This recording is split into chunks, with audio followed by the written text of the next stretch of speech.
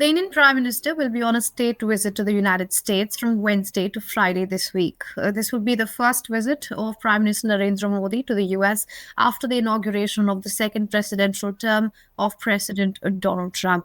And to understand what's on the cards and to get us some perspective about the US India ties, we are being joined by strategic affairs expert Mr. Sushant Sareen. Mr. Sareen, thank you so much for joining us on HT.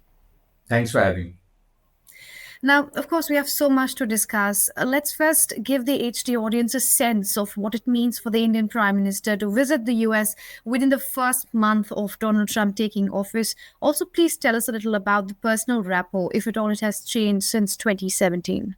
I don't think the personal rapport between President Trump and Prime Minister Modi has changed. In fact, I think there is a kind of admiration and respect for each other. Mr. Modi would probably be much more diplomatic and politic about it. Mr. Trump is a lot more open about it. During his campaign, we remember that one particular interview he was giving to 3 or 4 people. He will talk about Mr. Modi in glowing terms, but also mimic him. So that's Mr. Trump, right? That's his personality. Now, if we are not very prickly and not very thin-skinned, then you have to understand that that's the kind of man he is. But from his years in office and subsequently as well, he's always spoken very highly of India, of Mr. Modi. He has a big issue with India on things like tariffs. But other than that, I think he recognizes that the utility of India for the United States, the fact that India, unlike many other American allies who mooch off the United States, India doesn't. India pulls her own weight. So that is another thing, so we are not technically a burden on the US. Our trade, while the trade between India and the US is in our favor, but it's not like the US-China trade. And we're very open to importing more from the US. We don't have any problems in doing that. So in many things, he sees a certain value in building up a relationship with India. He thinks that Mr. Modi is the kind of a man he can do business with and get what he wants because, here is a man who's in charge, who is not going to be hemming and hawing on any deal that he strikes with Mr. Trump. So I think if you put it in that perspective, the Trump approach towards India is understandable. And as far as Mr. Modi is concerned, look, there are two things as far as Modi is concerned. Right from the time he became Prime Minister, he is probably one guy who sees a partnership with the United States as in India's interest. So even personal slights which were there before he became Prime Minister, he is willing to ignore to build up a relationship with the United States and by extension with the West. They might, carry out these scurrilous campaigns against him, especially the so-called liberals in the West. They might carry out those campaigns, but insofar as government-to-government relationship is concerned, I think Modi sees a lot of value in having a very, very good relationship with the West, which does not mean that it's to the exclusion of everybody else. And that is one. And secondly, I think, again, partly given, Trump's personality, given the kind of stances he takes, given the fact that, you get from Trump what you see. What you see is what you get. Probably things that Mr. Modi is very comfortable with, which is why you had Dr. Jaishankar say that many countries are very nervous that Mr. Trump is going to become president. India is not one of them. There will be issues, there will be problems, there will be disagreements, but I don't think we are shaking at our knees thinking about how we are going to handle those disagreements. We anticipate many things, we expect many things, and I suppose we're quite confident that we'll have a good 4 years with the US. And All right, let me take this visit, of course, is going to be is going to just kickstart that entire 4-year love fest, if you want to call it that. Yeah, right. Let me take your cue, and then right off the bat, let me ask about tariffs. We know that that's going to be a big item on the table, so to say. And New Delhi seems to be aware of that, and they're already seem to be on a sort of back foot, preparing additional tariff cuts in order to encourage more American exports to India. And this is something Donald Trump is obviously going to be happy about. But do you think that'll be enough to soften Trump's tariff stick that he keeps talking about? Probably not. Look, I think tariffs is going to be an issue, but if we are talking about a transactional relationship, then maybe we can balance tariffs with something else. We can probably balance the trade much better. For example, Trump wants to pump more oil. India will buy oil from wherever we get it cheaper. Now, that Trump can't tell us that I'm going to sell you oil at $100 a barrel when you can get it for $60 somewhere else, and you still have to buy it. It's not a mafia that we will have to buy it at extortion rates.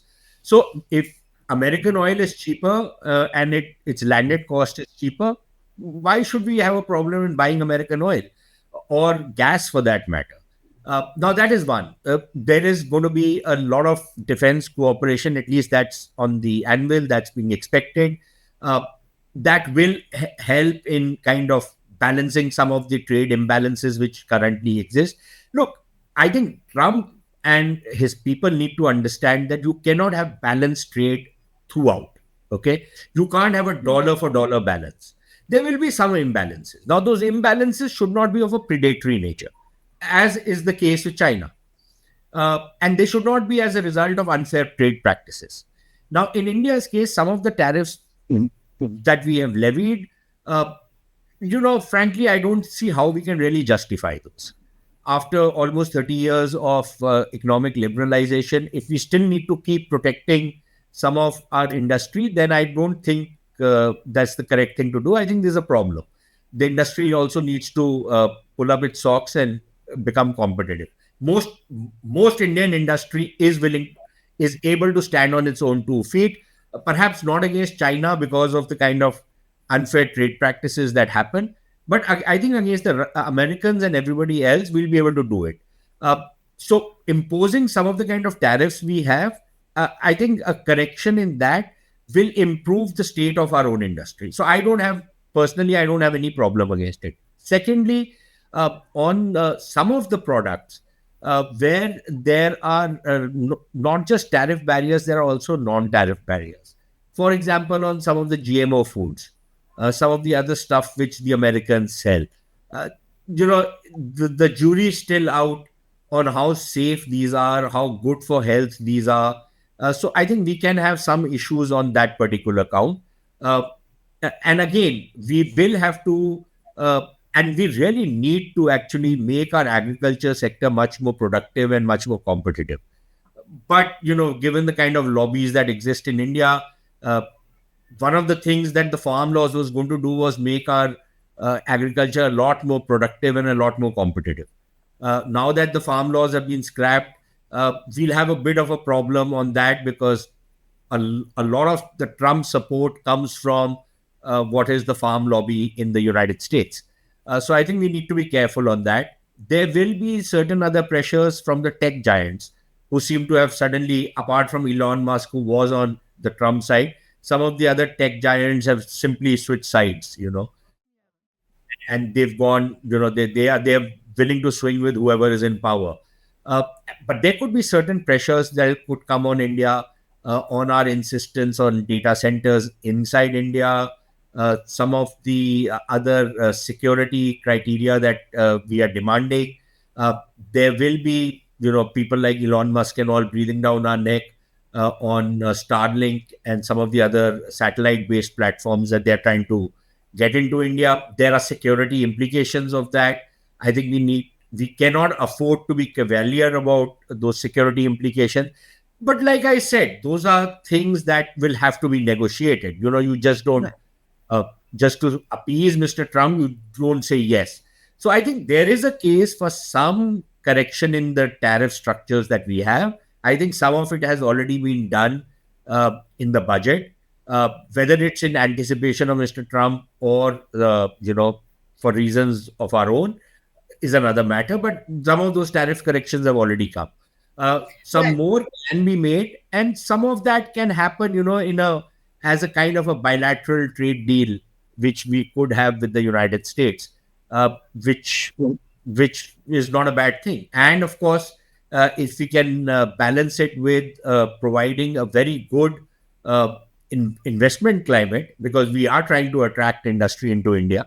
So we need to, again, not just on tariffs, which require some corrections, but the regulatory framework and the legal framework in India also needs a lot of reforms, which we have Right. been delivering on, so that industry finds it productive to come and manufacture in India, and we also want it. But then you have to have the mm, proper regulatory frameworks that incentivize investors to come to India. Right. A lot of what I'm hearing from you is that there has to be a transactional relationship, as you said yourself, which has to be meticulously, rather, created between US and India. Whereas you said there can be a balance where if we take a foot back, they also take a foot forward, and then vice versa. But let me also talk to you about optics of this, because Trump has constantly talked about like 100% tariff on all goods coming from all the BRICS nations if the grouping tries to counter the dollar. Now, BRICS as a grouping has the 10 most important economic partners the world can have. And one of their major goals is to foster collaboration between member banks and expand the use of BRICS currencies. So even if it doesn't sit well with Trump, I want to ask you the kind of statements that Trump has been making about 100% tariff when it comes to the real talking table. Do these maximalist statements, if I can call them, do they actually hold? No, they don't. So some of it is like a negotiating stance. You rattle the cage, put the other guy on the defensive. But let's look at what BRICS is all about. If you remove China from BRICS, what is okay, Saudi Arabia, India. I don't know if Saudi Arabia is still a member of BRICS, but UAE is an important country. There is, of course, some of the other, Russia is. With South Africa, in any case, the Americans are having problems on the race issue, and the kind of laws that the South Africans are passing. With the Chinese, they already have problems. So, in a sense, India is one of the countries with which they have very good relations, apart from a few others. Namely, Argentina has, I think, walked out of BRICS. Uh, Brazil is neither here nor there right now, and then of course there is the UAE. Ethiopia, I don't know how much weight it pulls. So, uh, does India want a BRICS currency? It's one thing for India to do some trade in local currency, say, for example, with the UAE. Some kind of a credit swap arrangement, some kind of currency trading agreements between the dirham and the Indian rupee. Those are things which have been happening forever. Okay, there's nothing new or novel in that. uh, you could probably scale it up a bit, but that's about it. uh, is there going to be a single BRICS currency? Look, it is not going to happen in my lifetime, and I hope to live for a long time. Okay. There is going to be no single BRICS. Is it in India's interest to have a single BRICS currency which is dominated by China? Unless we want to commit national suicide, why would I want the Chinese yuan to replace the US dollar? I think, and this is a point we need to make to the Americans. Okay. So it's a classic case. Trump's statement is a classic case of na Norman tail hoga, na Radha nachegi. Now you can translate it in English the way you want to. I don't have an English translation of that. But there is going to be no single BRICS currency. I think just last year, Dr. Jaishankar again said that, talks of this, because he's a diplomat, he said it's premature. I'm not a diplomat, so I'm saying it's not going to happen. Not in my lifetime, and I can assure you, not in your lifetime, right? It's not happening. There is no single BRICS currency. But credit, these currency swap agreements is a pretty normal thing. It's not extraordinary, and that does not really replace the dollar, because somewhere along the line, even those currency swap agreements are in some way or another linked to the dollar. So the dollar remains the preeminent currency, but for it to continue to remain the preeminent currency for the foreseeable future, the Americans will also have to get realistic about it. If they keep going on like, a drunk man in a shop, and just imposing tariffs all around, imposing sanctions all around. Okay, I don't like you, tariff on you. I don't like you, sanctions on you. It kind of forces other people to start looking for alternatives. So one is that caveat Absolutely. which has to be there. Secondly, as far as the BRICS current countries go, yeah, they will trade with each other, but like it's just another group of people. Apart from the BRICS bank, please tell me what else is there in BRICS right now? Let's face it, in actual terms, yes, these are a bunch of important countries which meet, which talk, which have these grand plans. But tell me on the ground, what do they have? On what are the various issues on which they coordinate? So somebody must have said something to President Trump. Including, he thinks that Spain is a member of BRICS. So, it tells you how much he really knows about it. But I think he's riled by the fact that somebody is planning to replace the dollar. I don't think that's happening. I'd see absolutely no possibility of that happening. So, in a sense, it can be a talking point, but it's a talking point which I think India can dismiss pretty easily. All right. It's not. All right. Mrs. Sareen, let me take your analogy a little further. The drunk man, and he's walked into a bar and he's saying that he definitely doesn't like Iran. Now, a couple of days back, Trump spoke about the Chabahar port. Just to give some Yeah. context to our viewers, here's what he exactly said. The Secretary of State shall modify or rescind sanction waivers, particularly those that provide Iran any degree of economic or financial relief, including those related to Iran's Chabahar port project. Now, India has a terminal station there. Do you think New Delhi can become collateral damage? Look, there is the possibility, but you seem to be focusing more on the word rescind. Mm-hmm. Uh, I would probably focus more on the word modify, and modify can mean anything, right? Uh, there could be some corrections. There could be some of the carve outs that were given to us, for example, on Iran and on Chabahar. Uh, it will probably become a matter of some discussion between India and the United States. It's probably also going to be a kind of a negotiating position. And I'm sure the Americans will be able to understand that, look, Chabahar, in the sense that even if the port was to continue to grow, it will still be a very, very minor port as compared to the main port in Iran, which is Bandar Abbas. So, and for us, the utility of Chabahar is, of course, Afghanistan. Of course, it is an access route into Central Asia, and it's not just for us; it's for some other countries which can use it as well. Uh, but yes, I think Iran, not just on the issue of Chabahar, even otherwise, uh, there will be much greater pressure on Iran. Uh, and we've already been forced to stop buying oil from Iran because of the secondary sanctions. Uh, so our trade volumes with Iran from around 12-14 billion dollars have come down to, I think. So there were these carve outs that were given, but I think from my point of view, I think because of the new sanctions that are likely to be imposed on Iran, we've already stopped buying oil from them. Uh, our trade volumes had come down. If I remember correctly, they're about $2 billion or thereabouts. So very little trade is taking place. Uh, we consider Iran to be an important player in the region, both from the point of view of regional stability, uh, or in some cases, many people would disagree and say that actually Iran has been a factor of great regional instability. But from my perspective, when I say we see it as pivotal to regional security, that if Iran was destabilized, then the impact of that on the region would be even worse than the instability that Iran is accused of spreading in the region. Uh, I don't know if I'm clear on what I'm trying to say. Uh, that Iran is being accused of spreading instability, but if you destabilize the Iranian regime right now, uh, the instability will be even worse than what it is right now.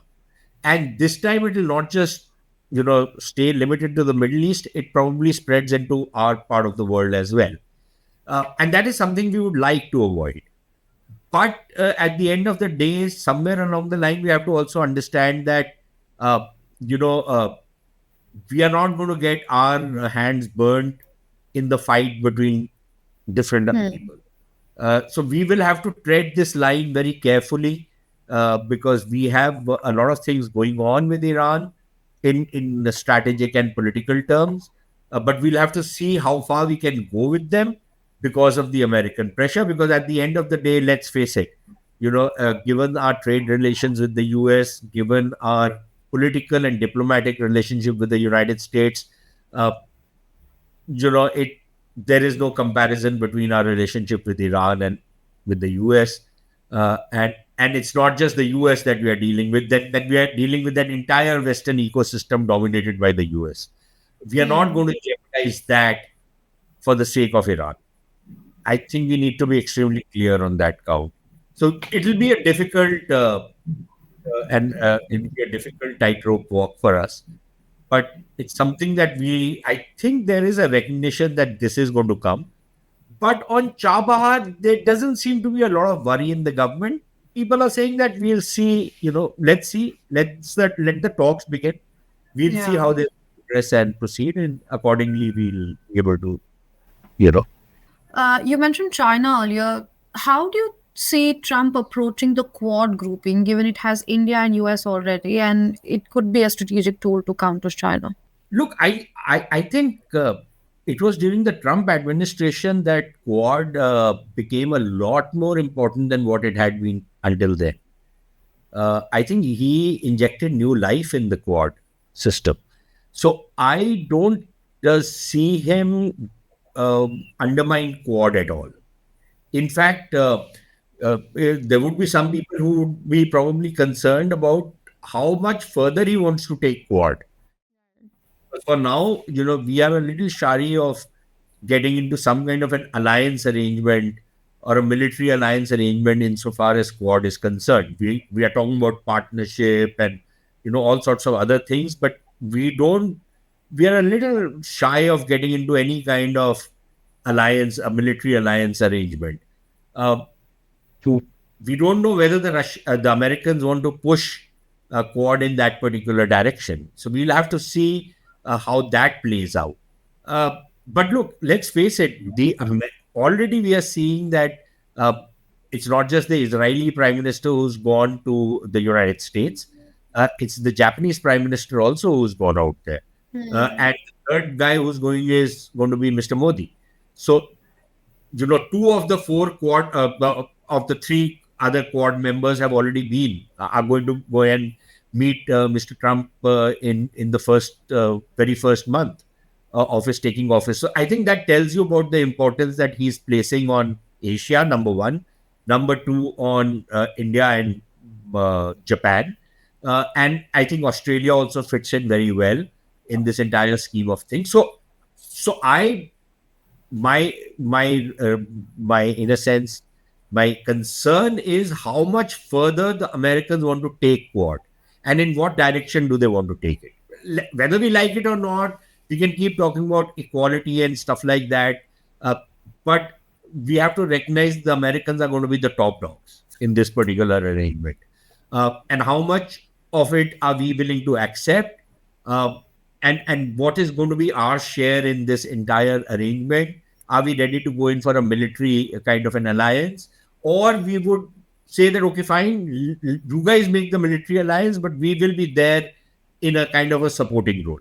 I don't know what the arrangement is being thrashed out as of now, but that could be one of the pressures that could come on India going Right. forward. But other than that, I think the Quad system is only going to strengthen further. Something which India would also like. We just don't want to Mhm. take it to the military side as yet, Right. for our own reasons. But yeah, It could be interesting. Let's see what happens there. Also, you mentioned defense deal in passing. Tell us, are there any defense deals on agenda during Prime Minister Modi's visit to the US? I think there are a lot of defense stuff which is on the anvil and on the agenda. A lot of programs that are being discussed right now, some could come to fruition during the visit. Some could be given a little bit so that the finer details can be tied down. There Mm-hmm. are a lot of equipment that we are looking for from the United States. Some stuff which the Americans are very keen to sell to us, because the moment you start selling big weapons platforms, then you pull the country you're selling that to in your own ambit. uh, there Hmm. could be some issues insofar as India's Make in India platform is concerned. I think we need to be again mindful of that particular factor, because a lot of times, we keep talking about, you'll keep hearing this stuff about technology transfer. Uh, I don't know. I've gone, actually, I've lost all my hair trying to tell people that nobody transfers any technology to you. Even the Russians haven't really transferred any technology to us. Technology is what you develop, you learn, while doing it, you develop on your own, or what you steal, uh, or what you buy. Nobody gives you technology on a platter. And then you have to have a system whereby you can absorb that technology. And I think there are very serious question marks on how much of that technology we'll be able to absorb. So we need to be realistic about what we are wanting to get into, or what kind of technology transfers we are asking for. An assembly plant is not necessarily technology transfer, Mhm. which we seem to think it is. So, for example, in the case of the Sukhoi 30s, it's basically an assembly plant that we have out here. It turns out to be far more expensive than if you were to buy the complete kits from the Russians. And I don't see what that assembly, for which we are paying a lot more money, what new technological prowess we have gained by doing what we are doing. So I don't mind paying, 50% extra, provided then I learn the technology and I can develop it myself. But I don't Right. see that being the case insofar as the Sukhois are concerned. So will that happen with the American stuff? I don't think so. So we need to be careful about what we are talking about. Uh, and perhaps it might be a better idea to double down on some of our own indigenous weapons platforms. Uh, we'll probably get it wrong a few times, but finally, that's the only way out if you really want to start developing technology and steal some. We should learn the art of stealing and reverse engineering some technologies. There's nothing wrong in it. Everybody does it. The Americans have done it. The Japs have done it. The Chinese have, of course, done it all along. So I don't see any reason why we need to, start reinventing the wheel. Maybe we Right. should take the example of other countries. Also, Modi's visit to the US comes amid an uproar in parliament over the deportation of hundreds of Indians from the US. Many of them are themselves complaining about being shackled and handcuffed and brought to India almost in a state of being a prisoner. Are you expecting the two leaders to make any statements on this front or talking about this? I think they certainly have a conversation on this particular issue. But look, the guys who have been deported are complaining, you said. What are they complaining about? They didn't go legally. Yeah. And when they went, it wasn't as though, Aranya, they went in Air India first class. They went the donkey route, right? And the donkey route is a very brutal route, in which there's danger to life and all sorts of other dangers that accompany them. You can disappear without a trace on those routes. So for these guys to pretend as though some injustice is being done to them because they're being deported back to India, I think that's a travesty. Number one. Number two, I don't see, and a lot of the uproar in the parliament and among the woke media in India, a lot of it is disingenuous for a very simple reason, that if India cannot enforce, uh, her own sovereignty and deport illegal immigrants into India, most of them refugees. I can understand making a case for people who are fleeing religious and political persecution, but I simply do not cannot condone in any way economic migrants coming into India. We have a lot of problems of our own, and if we can't enforce our laws, but some other country has decided to enforce its laws, what are our MPs and our other politicians and everybody else complaining about? Number one. Number two, uh, the American system. Yeah, you and I might think, look, it's obnoxious, uh, it's brutal, but the fact of the matter remains that putting people in shackles is part and parcel of the standard operating procedure in the United States. When they're transporting passengers, whether within the US or outside the US, this is a standard operating procedure. It's not as if Indians have been singled out for this particular thing. Okay, that or that Indians should be given an exception to not being put in shackles and being put on those flights. That's the second part. The third part is that if um, the people in parliament were saying that we should send our own planes, are you saying that you and I, who pay our taxes in this country, our money should be used to charter planes to bring these illegal immigrants into India on my taxpayer money? Why should I pay for them here? Did they ask me before going? How am I responsible for them? Why should they not pay their own fare? So this Mm. is the Americans are sending them back in their own planes. Why should I send a special plane for these guys? Okay, I'll treat you like you're some kind of Maharajas and Maharanis and that you're being coming back to India and doing me a favor. That's not my problem. In the American system, they're treated as criminals. Okay, they've broken the law, they've committed a crime, and they're being meted that treatment. In India, for example, according to the Honorable Supreme Court, even if you handcuff a rapist or a killer, you are, you know, uh, probably harming his dignity. So you will see dangerous criminals and terrorists also going hand in hand with cops into courts. Hmm. Why should the Americans follow our law? So I think people who are very getting hot under the collar over what has happened need to ask themselves first and foremost, why did these people break the American law? And how can they claim exception from the standard operating procedure in the US law uh, just because they happen to be Indians? So basically, this uproar in India was a political one. It had nothing to do with what is happening to these guys. All right. Um, Also, do you think Trump has a clear way of diplomacy when it comes to Pakistan? I don't think he's interested in Pakistan anymore.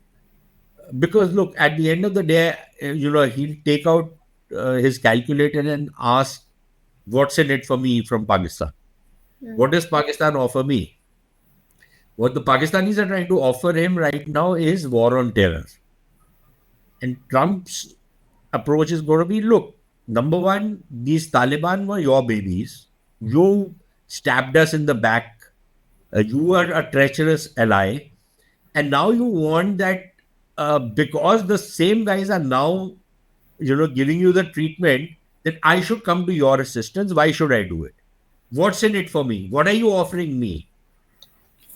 What the Pakistanis are thinking is that Trump, and because some of his close aides, like the National Security Advisor and some of the others, including the Director of National Intelligence and some of the other top advisors and aides of Mr. Trump, have no love lost for the Taliban. They will be more than happy to help Pakistan, and the pleasure of getting back at the Taliban is what the quid pro quo from the Pakistani side is going to be, right? For American assistance and American backing. I'm not sure that's going to sell very well insofar as the United States is concerned. Right. Yeah, I'm not saying there will be no cooperation between the US and Pakistan on terrorism. There will be some kind of stuff happening on that, but not on the scale which the Pakistanis are expecting. At least that does not seem to be happening as of now. And Trump, so Trump is going to turn around and ask, "What's in it for me? What are you offering me? Uh, are you giving me some major trade concession? Are you giving me some great strategic concession? Are you saying, okay, fine, you're going to take away the Gwadar port from the Chinese and give it to me? What are you doing? And what do the Pakistanis have to offer? The Americans don't even, need donkeys from Pakistan anymore. It's only the Chinese who need that stuff. So what do the Pakistanis offer? So I don't think Pakistan really figures on Trump's radar screen, uh, and that might not entirely be a bad thing for them. From their perspective, that they're not on his radar screen. That's good. That means that they'll just have to keep their head low and let these 4 years pass, and hope that the next time by 2028 somebody else is in power, 2029 somebody else is in power, and you know the storm has passed them by. That's Mm. at one level their best hope. The second is that uh, if Trump indeed wants something from the Pakistanis, I think the Americans have other very strong leverages on Pakistan which they can exercise, whether through multilateral institutions like the IMF, or through some other there are multiple international financial institutions which are also under American influence. They can use the financial muscle to turn the screws on Pakistan. They can use trade to turn the screws on Pakistan, because America is their largest market for Pakistani exports. So they have a number of other leverages that can be used uh, to turn the screws. But again, it depends on what the American calculation is. At the end of the day, I don't see Pakistan figure very prominently in the US calculation. All right, let's shift our focus a little bit. Trump is also expected to meet Tesla chief Elon Musk, who is also the in charge of DOGE. Should we expect anything exciting? I think a lot of exciting stuff is already starting to happen. Uh, and a lot of scandals are already tumbling out of the cupboard. And the biggest one of them was, of course, the shenanigans of the US aid, and the kinds of sinister agendas they had been promoting and plugging. So one is that that entire crackdown and that entire scandal breaking out. But I think what Trump and Doge is trying to do is what Mr. Modi had promised us in 2014. I don't know if you remember, but one of the things which the Modi campaign in 2014 was talking about is better government. I don't know, more governance and less government, right? We haven't Hmm. seen that. A lot of the stuff and a lot of the ideas which Doge is talking about uh, is what Mr. Modi was talking about in terms of regulations, in terms of bureaucracy, stuff like that. They've tried to do something in India, but I think the success of Doge, if they manage to pull this through, because there will be a lot of pushback, uh, will be something that people in India should watch very carefully. So, for me, the two countries which we really need to watch, uh, because of the kind of a reformist zeal with which their leaders are going forward. One is Argentina, uh, where despite all the predictions that this is a country which will go to the dogs within a couple of months of Javier Milei taking over, that's not happened. In fact, there seems to be a major turnaround taking place in Argentina right now. So that's one place we need to watch and see what all he's been doing. And okay, a lot of people will feel he's a clown show, but look, the guy has thought it through. He's committed, he's bright, he's intelligent, and he seems to be delivering the goods, right? And he has the political support to be able to do it. So that is one case study we should be watching. Anybody who's interested in governance, who's interested in economic reforms, uh, should be watching Argentina. And the second is, of course, what the Americans do with DOGE and this entire, thing about breaking the free from the past and trying to recover lost ground, so that, to quote the MAGA line, "Make America Great Again." Hmm. Uh, and I think if both these guys are able to pull it off, they are going to change how governance is done in large parts of the world. And I think in India, at least, we should, because at his very core, Mr. Modi has a reform streak in him. He might have, he might biased in terms of welfare policies, which again are needed in countries like India. A lot of other stuff, one can talk about.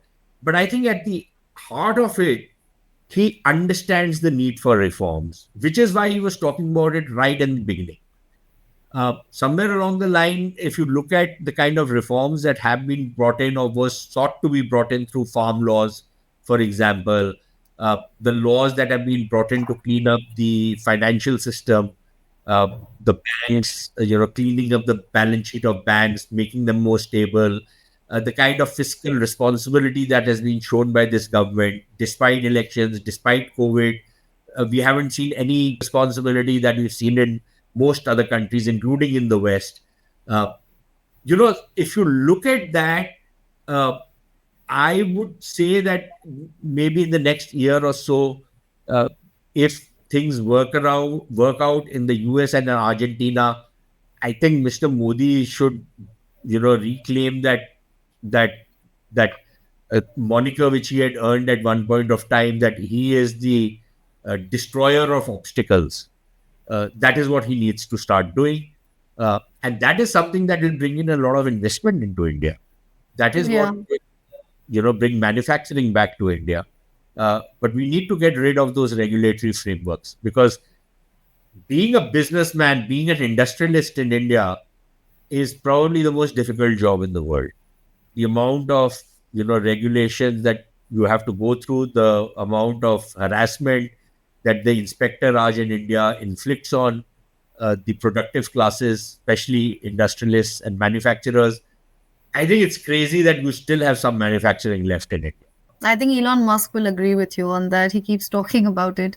All right, Mr. Sareen, my final question.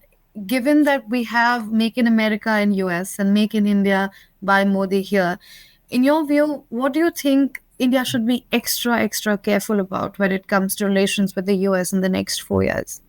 Look, I think any relationship, any bilateral relationship, you need to be careful about everything. Okay, I don't think you can have a very cavalier attitude, or that no, it doesn't matter kind of an attitude. I think you need to look at, especially when you're dealing with a superpower like the United States, and under the Trump administration, a somewhat capricious superpower. You need to look at everything very, very carefully. No doubt about it.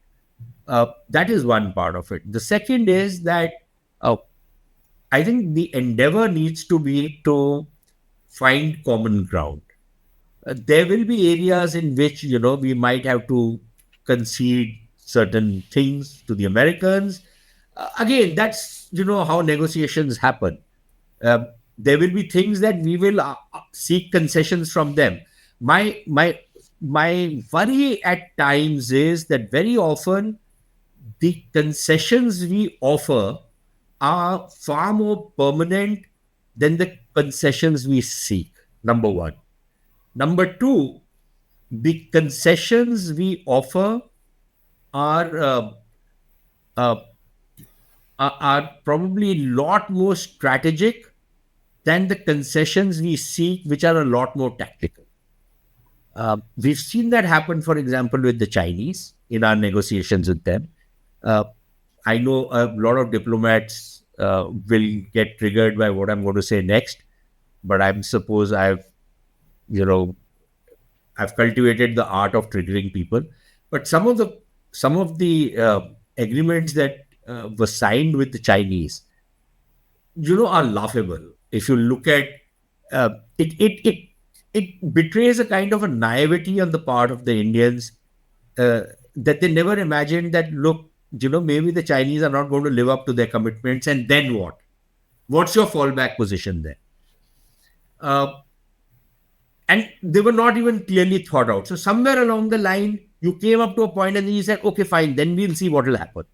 It's like that NJ 9842, uh, the Siachen problem, which started because of that. That you just, very cavalierly said, thanks not to the glaciers. And that could be interpreted in whichever way somebody wanted to interpret it. So somewhere along the line, what I'm trying to say is that when we offer concessions, they seem to be a lot more strategic, uh, and the concessions we seek are a lot more tactical and short term. I wish we would avoid that.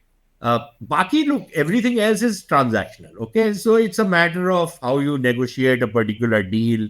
Some of these deals are like one-off kind of stuff. Okay, fine, I'll give you this on motorcycles. You give me this on something else.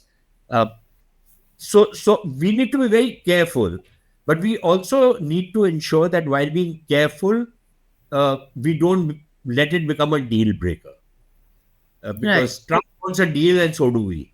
Uh, and about Indians, I've said, this is not my quote. This was, I think, by the venerable Nani Palkiwala, who probably you've not heard of, uh, who used to say that the Indians are great negotiators because the Indian Marwadi can, he can buy from a Scot and sell to a Jew and still make a profit. Uh, so I think that is something that we need to, bring out and do our negotiations in the way negotiations are supposed to be done. Uh, and of course, there will be a power imbalance in some of those negotiations, which is just par for the course, really. And we have to see how that thing works out for us. All right, Mr. Sareen. Thank you so much for joining us on HT and giving us your insights. It was really fun talking to you. Thanks a lot.